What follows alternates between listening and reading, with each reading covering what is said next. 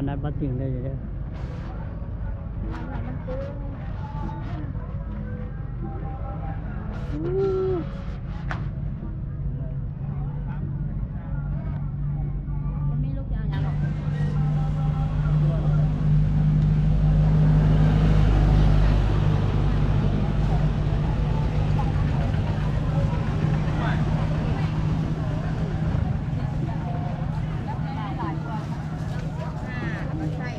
โลนึงแต่ลายด้วยโลนึงกับโลนึงได้เอาพี่น้ำกินคูณคล้ายมันการพักกระลำคนจะยืนตั้งนาน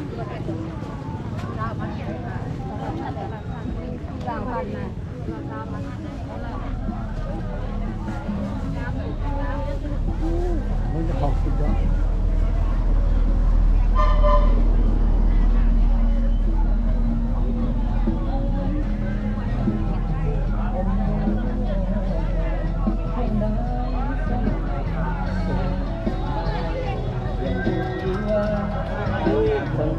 เกิดมาก่อนลายรา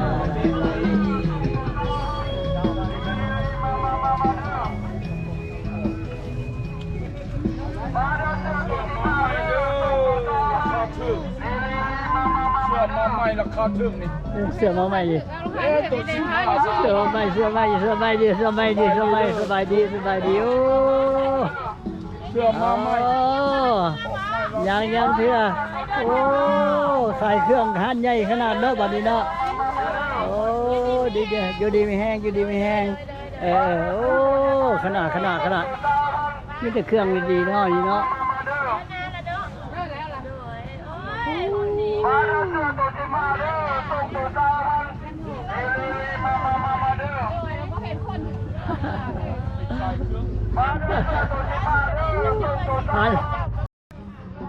เอามาลิ้นจี่ได้ไหมแม่3,000กีบแล้ว1กิโล3,000กีบเลยจะได้มาลิ้นจี่ได้ไหมแม่1กิโล3,000กีบเนาะ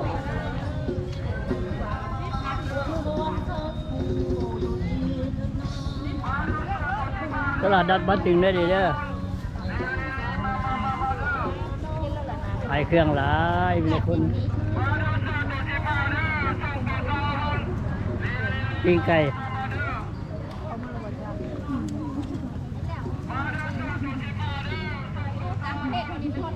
นั่นแหละมาเอาหูไปเบิ้งเมื่อไว้เบิ้งบ้านเฮา สบายดีเอาหูบ้านเฮาเมื่อไว้เบิ้งหลายปีมาซะนึง ยาวคนหลายเนาะหลายขนาด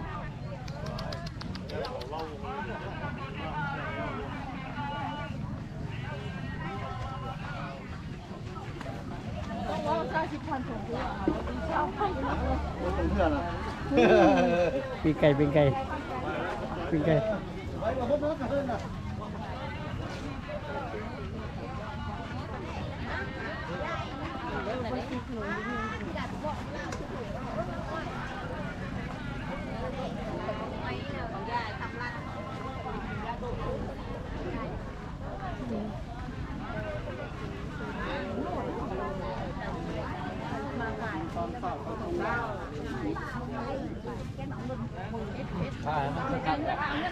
เอาเบอร์ใบเบิ้ง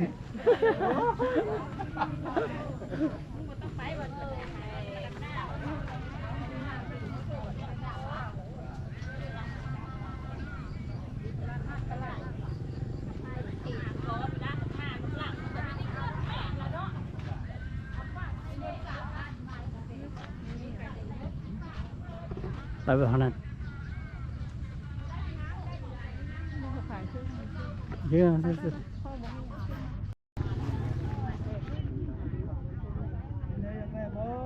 โอ้ดูเบิ่งเยอะ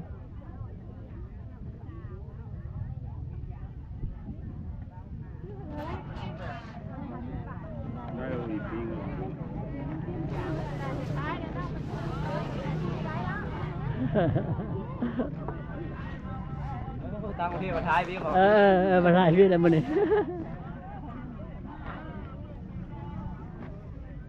อาจีปฏิเด้อขอจีเด้อ